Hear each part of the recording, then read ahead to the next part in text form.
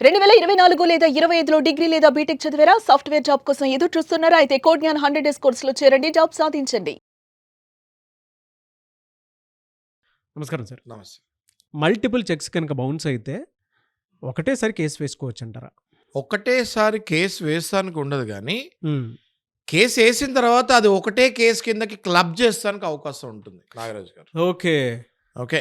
హ్మ్. లాజిక్ అర్థమైంది కదా మీకు? హ్మ్, హ్మ్, ఇప్పుడు మీరు నాకు 5 చెక్కులు ఇచ్చారు. 5 చెక్కులు మీరు నాకు ఇచ్చినవి బౌన్స్ అయిపోయినాయి. హ్మ్. 5 చెక్కుల్ని నేను ఫైల్ చేయాలి. హ్మ్.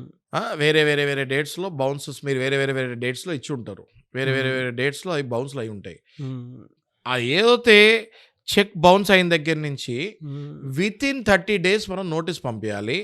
ఆ తర్వాత 15 రోజులు మనం ఎదురు చూస్తాం కదా! వాళ్ళు కడతారా? కట్టరా? ఆ నోటీస్‌లో అదే పెడతాం మనం. 15 రోజుల్లో కడతారా? కట్టరా? అని.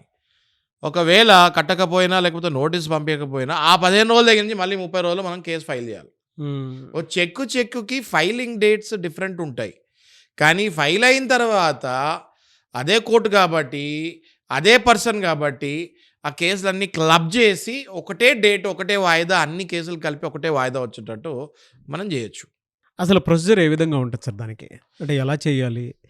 అండ్ దానికి సంబంధించినటువంటి ఫర్దర్ కాన్సిక్వెన్సెస్‌ని కూడా ఏ విధంగా ఉండే అవకాశం ఉంటుంది?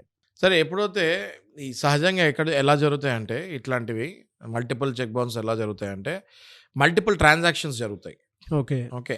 మీరు ఒకసారి ఒక 5,00,000 తీసుకుంటారు, చెక్ ఇస్తారు. ఇంకొకసారి 4,00,000 తీసుకుంటారు, చెక్ ఇస్తారు. ఇంకోసారి 3,00,000 తీసుకుంటారు, మీరు చెక్ ఇస్తారు. ఓకే. అప్పుడప్పుడు చిల్లర డబ్బులు ఇస్తూ ఉంటారు గానీ, అస్సలు మీరు తీర్చరు. హ్మ్. తీర్చినప్పుడు ఏం చేస్తాము అంటే ఫస్ట్ చెక్ తీసుకున్నోళ్ళు ఒక 5,00,000 ఏసి చెప్తారు. వార్నింగ్ ఇస్తారు. చెక్ బౌన్స్ చేశాను. మీరు మళ్ళీ ఈ 3,00,000 చెక్కు గనక మీరు ఇయ్యకపోతే మళ్ళీ దాన్ని కూడా బౌన్స్ చేస్తాను. దయచేసి మీరు కట్టేయండి అంటారు. ఈ చెక్ బౌన్స్ ఏమో స్టార్ట్ అయిపోతది ప్రాసెస్. హ్మ్. ఓకే. అయినా గూడా వీళ్ళు కొంతమంది ఏం చేస్తారంటే రిపీటెడ్ అంటే హ్యాబిచ్యువల్ అఫెండర్స్ అంటారు నాగరాజు గారు. కట్టిందే మళ్ళీ కట్టకుండా చెక్కుల మీద చెక్కులు బౌన్స్‌లు చేస్తూ ఉంటారు. ఈ 3,00,000 ఆ 2,00,000 కూడా ఈళ్ళు నెల ఆగి బౌన్స్ చేస్తాం మొదలుపెడతారు.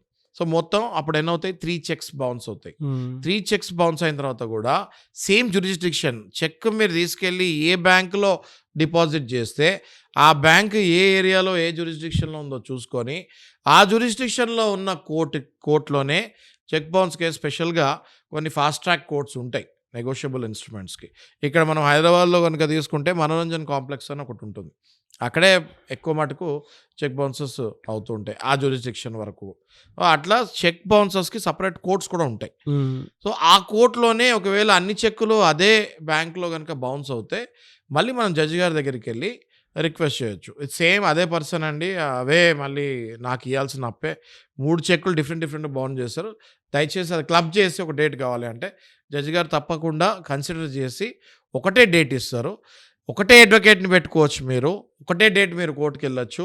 అవతల పర్సన్ కూడా ఒకటేసారి రావచ్చు. So, this is called clubbing of cases. జనరల్‌గా చూసుకుంటే నాగరాజు గారు ఫ్యామిలీ కేసెస్‌లో కూడా ఈ డైవర్స్, మెయింటెనెన్స్, డొమెస్టిక్ వయలెన్స్ ఇవన్నీ కూడా డిఫరెంట్‌గా డేట్స్‌లో ఏస్తూ ఉంటారు. అన్నీ ఒకటేసారి ఫైల్ చేయరు చాలామంది వరకు. ఈ కేసెస్ కూడా ఏం చేస్తారంటే 10 రోజులకొకసారి పిలవకుండా same client, same accused, same plaintiff అనుకోండి. సేమ్ పిటిషనర్, సేమ్ రెస్పాండెంట్ అనుకోండి. హ్మ్. ఎప్పుడైనా కూడా అవతల వాళ్ళు, ఇవతల వాళ్ళు సేమ్ ఉన్నప్పుడు రకరకాల కేసులు రిలేటింగ్ టు సేమ్ కేస్ ఉన్నప్పుడు దాన్ని క్లబ్బింగ్ చేయొచ్చు. This is called clubbing of cases. సహజంగా ఇది చాలామందికి అడ్వకేట్స్ ఎడ్యుకేట్ చేస్తూ ఉంటారు. ఒకవేళ చూసే వీక్షకులకి ఎవరికైనా తెలియకపోతే ఇది ఉంటుంది అన్నది ఈ వీడియో ద్వారా మంచి నాలెడ్జ్ వాళ్ళకి పెరుగుతుంది. థాంక్ యూ అండి. Thank you so much Shashikanth garu. Thank you.